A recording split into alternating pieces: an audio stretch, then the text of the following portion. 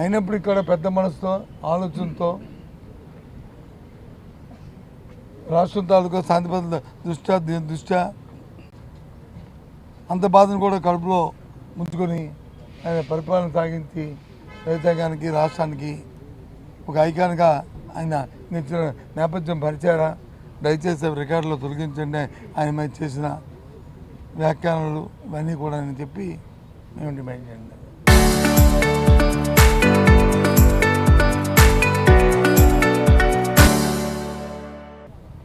తదుపరి మా ఇజ్రాయల్ మాట్లాడారు మా గౌరవ సభ్యుడు. ఎక్కడ కొట్టి వచ్చిన వాస్తవాన్ని జరుగుతున్న ఏవైతే అవినీతి కార్యక్రమాలు ఉన్నాయో ఎందుకు గ్రామ స్థాయి నుంచి కూడా క్షేత్రస్థాయి నుంచి కూడా ఇవాళ ప్రభుత్వం ఫెయిల్ అయింది. ఉదాహరణకు నిన్న రాజమండ్రిలో జరిగిన పాలలో మనుషులు చనిపోవడం అంటే ఎక్కడైనా మనం చూసామా? ఎప్పుడైనా సరే ఈ రాష్ట్రంలో పాలు కల్తీ జరిగి చనిపోవడం చూసామా అని చెప్పి ఆయన మాట్లాడుతున్న నేపథ్యం. ఇవన్నీ జరగడానికి కారణం కింద నుంచి పై స్థాయి వరకు కూడా అవినీతి పెంచి పెరిగిపోవడమే. ప్రజలు చెప్పుకుంటున్నారు మరి, అలాగే వాళ్ళు పెద్దలు చెప్తున్నారు. ఏమైనా వెళితే మేము పెద్దబాబు గారికి చిన్నబాబు గారికి మేము వచ్చి ఇవ్వాలంటున్నారు. మరి ఇలాంటివి ఎక్కడో మరి పెద్దబాబు ఎవరో చిన్నబాబు ఎవరో మరి ఏ రకంగా ఈ అవినీతి జరుగుతుందో అని అభ్యర్థులకు అభిప్రాయాన్ని వ్యక్తమైంది. ఇదే భాష రికార్డులో చూసుకోమని దానికి వాళ్ళు వచ్చి అబ్జెక్షన్. ఎందుకు గుమ్మడికాయ అంటే బుద్ధాలతో అనుకుంటున్నారో మాకు అర్థం మాటలే.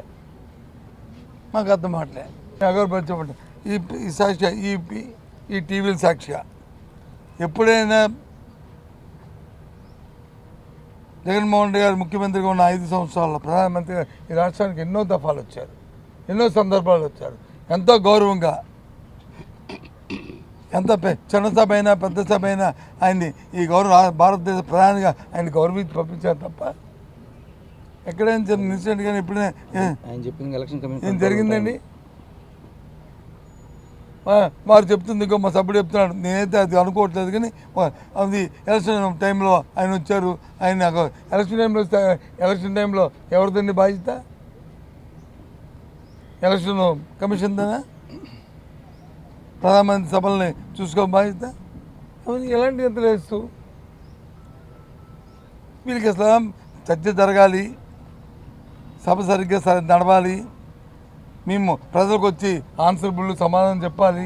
మేము ప్రజలకు వచ్చి అకౌంటబుల్, మేము బాధ్యత మాది. ఈ రాష్ట్రంలో అందరూ బాగోవాలి అని మన నమ్మకాన్ని ప్రజలకు కల్పించాలి అనే ఉద్దేశం ఈ ప్రభుత్వానికి ఎక్కువ లేదు. ఎందుకంటే వాళ్ళ చేతలకు ఉన్నాయి కాబట్టి, వాళ్ళు చేసే పనులకు ఉన్నాయి కాబట్టి, వాళ్ళకి బాధ్యత లేని తత్వంగా వాళ్ళు ప్రవర్తిస్తున్నారు కాబట్టి, అదే తత్వాన్ని మన హౌస్లో కూడా అలాంటి వాళ్ళ దగ్గర కూటమిలో సోమవారరాజు గారు వయసులో పెద్ద అవ్వచ్చు, కానీ ఎంత దీనిగా సత్యదూరం మాటలు చెబుతూ వాళ్ళకు వచ్చి మాట్లాడిస్తూ మహిళలు ఉన్నారని చూడకుండా వాళ్ళు వచ్చి ఏవో పనికిరాని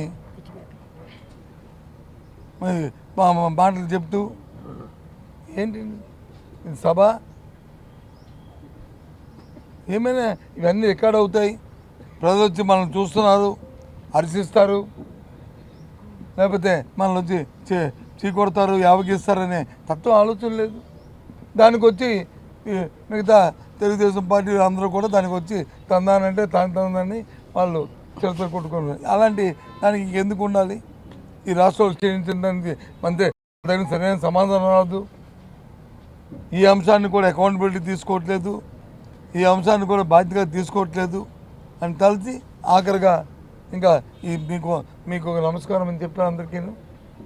ఆ సభ నుంచి ఇవాళ చేసి పూర్తిగా రాష్ట్రంలో శాంతి భద్రతలు క్షీణించాయి. ఎక్కడా కూడా లేదు. ఏ సంఖ్యలో కూడా గత 5 సంవత్సరాలు కాదు, గత 10 సంవత్సరాలు చేసుకున్న సంఖ్య చూసుకున్నా మహిళల పట్ల కానీ, బాధ్యతగా మరి చిన్నపిల్లల పట్ల బాలికల పట్ల కానీ, హత్యలు కానీ లేదు మానభంగాలు కానీ, ఇవన్నీ కూడా రాష్ట్రంలో పెంచిపోయి, కాబట్టి దానికి నిరసనగా మేము ఇవాళ వాకౌట్ చేసి బయటకు వచ్చి మీతో మరి ఈ విషయాన్ని ప్రజలతో షేర్ చేసుకోవడానికి మేము ముందుకు వచ్చామనే విషయాన్ని తెలియజేస్తున్నాం. ఎవరు 2 గంటల అవగానే ఎందుకు వెళ్తారండి? 2 అంతే టైము, 2:30 అయిందా? నేనైతే టైం చూడలేదు. ఎవరు అందరూ భోజనం అందరూ భోజనం చేస్తారు. ఆయన మాట్లాడతాడు, ఎందుకు బాధ్యత మాటలు ఇవి. బాధ్యత వ్యక్తులు మాట్లాడరు, బాధ్యత వ్యక్తులు మాట్లాడుతున్న మాటలు అవి. 2 కాదు, 3 కాదు, 4 కాదు, బాధ్యతగా ఉండి సందర్భం ఉండి ఒక అకౌంటబిలిటీ ఒక బాధ్యత అయితే ఎన్ని గంటలైనా మనకు పర్వాలేదు, టైంతో సంబంధం లేదు. నువ్వు అని చెత్తలు కొట్టుకొని మాట్లాడుకుంటే ఏంటిది? జనం వచ్చి ప్రజలు వచ్చి అక్కడ వచ్చి చనిపోతుంటే కదండి, పాలు కల్తీలో చనిపోవడం ఏంటండి? ఎవరిది బాధ్యత అండి? ఇవాటికి 3 రోజులు అయింది, ఇది రెండో రోజు. ఎవరి మీద చర్య తీసుకున్నారండి? ఒక వ్యక్తి మీద ఏవేరండి దాని పర్యవేక్షణ అధికారుల మీద ఎవరి మీద చర్య తీసుకున్నారండి? వాటికి ఎవరో ఒకటి పాలు సప్లై చేసిన వాడు ఒకరితోనే అది సమస్య ఎందుకు జరిగింది అంటే మీ నిర్లక్ష్యం, మీ మానిటరింగ్ లేకపోవడం, మీ పర్యవేక్షణ లేకపోవడం, ఈ ప్రభుత్వం అంటే భయం లేకపోవడం. పర్వాలేదు నేనంత కల్పించుకొని ఇచ్చేసి ఆ లోకల్గా ఉన్న స్థానికంగా ఉన్న నాయకులకు వచ్చి ఇంత ముడి చెప్తే చాలు, వాళ్ళు ఎవడు ప్రాణం పోయినా పర్వాలేదు అనే తత్వం వల్ల కదండి చనిపోయేది. మళ్ళీ ఏం మాట్లాడతారండి వాళ్ళు? కాదు చెప్పండి, మీరు చెప్పండి. వాళ్ళు మీ ఇంట్లో మన అందరం కూడా ఇంటికి ఉదయాన్నే పాలని అందరూ వాడతారు. ఈ రాష్ట్రంలో మనకు అలవాటు, ఇది మన ఆచారం, మనము ఉదయం నుంచి.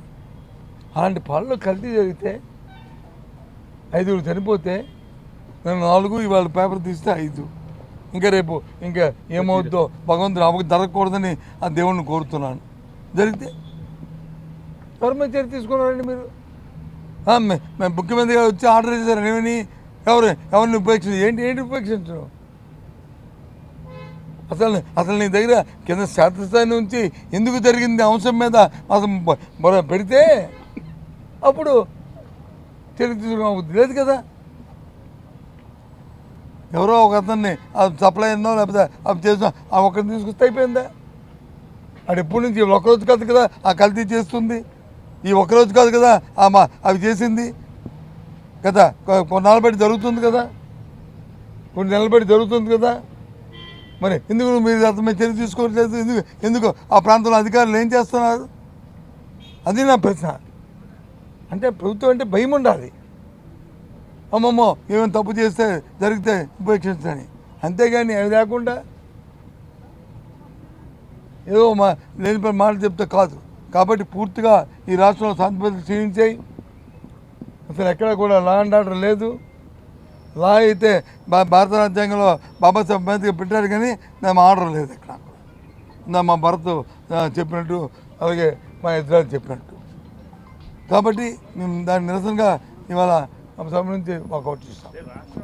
Local to global news at your finger tips. మీ చేతిలో ఒక ఆయుధం. Download Raw TV app. Media legend Ravi Prakash is back.